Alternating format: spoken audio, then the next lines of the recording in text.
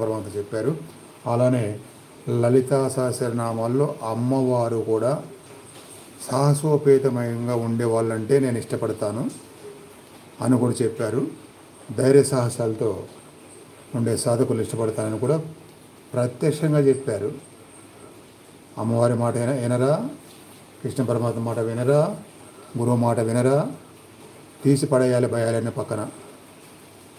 అలా భయపడితే సాధనలో అభివృద్ధికి బ్రేక్ పడుతుంది, పడనేయకూడదు బ్రేక్.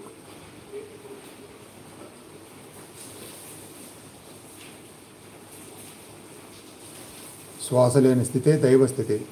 దైవస్థితిని వద్దని దూరం చేసుకుంటారా? దైవస్థితికి ఎవరైనా భయపడతారా? ఆ భయం అనేది కూడా కలిమాయ.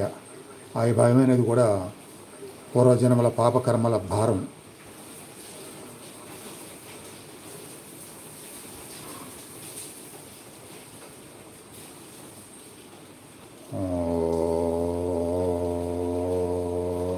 దీని గురించి నేను 2 3 సార్లు అరగంట సేపు ప్రత్యేకంగా చెప్పాను. మీ అందరిలా కాకుండా ఒక సాధకుడు ఒక 2 months అయినా దగ్గరికి వచ్చి మానేసి మళ్ళీ 25 years తర్వాత పెద్ద ప్రాబ్లంలో పడిపోతే హెల్త్ ప్రాబ్లం కూరి చేయడానికి నేను ప్రత్యక్షంగా ఇంటికి వెళ్ళి సాధన చేస్తే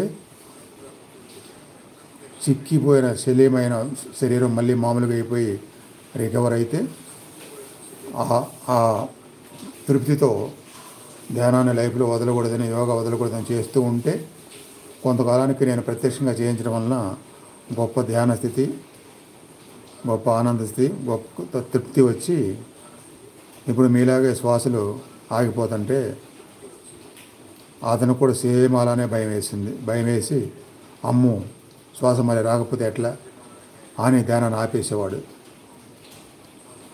అప్పుడు నేను అన్నాను, సరే నేను ముందుండి చేయిస్తాను, ఇప్పుడు ఆగిపోతే భయం ఉండదు కదా అంటే ఉండదన్నాడు. అప్పుడు నేను ముందున్నప్పుడల్లా చేసేవాడు. నేను లేకపోతే మాత్రం అంత డీప్ వెళ్ళడానికి ఆ శ్వాస ఆగిపోతే అట్లా భయపడేవాడు అన్నమాట.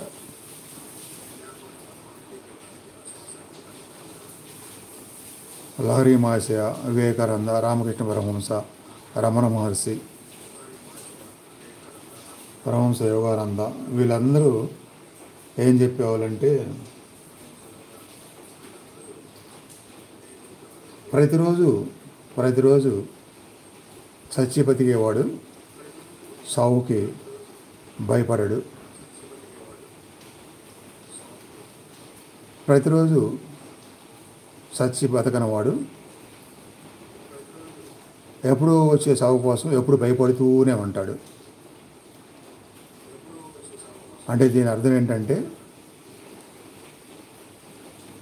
చనిపోతే శరీరానికి వచ్చే స్థితులు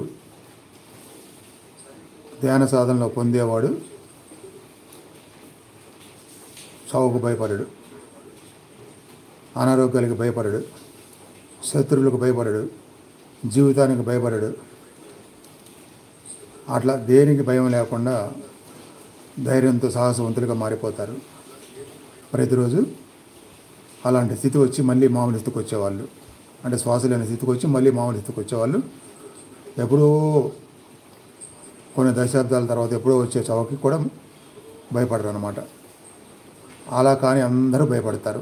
చావుకు భయపడని వాడు అంటూ ఉన్నారు కదా. కానీ ఇలా శ్వాస లేని స్థితులు వచ్చే ధ్యాన స్థితికి బ్రహ్మాండంగా చేసే స్థితులు తెచ్చుకునే వాళ్ళు దాన్ని అర్థం చేసుకుని భయపడకుండా ఆ సాధన కొనసాగిస్తే ఇక ఎప్పుడో వచ్చే మరణమే కాదు, ఎలాంటి దానికి కూడా భయం అనేది లేకుండా అయిపోతుంది. ఎందుకంటే ప్రతిరోజు దైవస్థితి పొందుతున్నారు. ఇంకా దైవానికి భయం ఎక్కడ ఉంటుంది? దైవం కాకపోతే కదా భయం ఉండేది.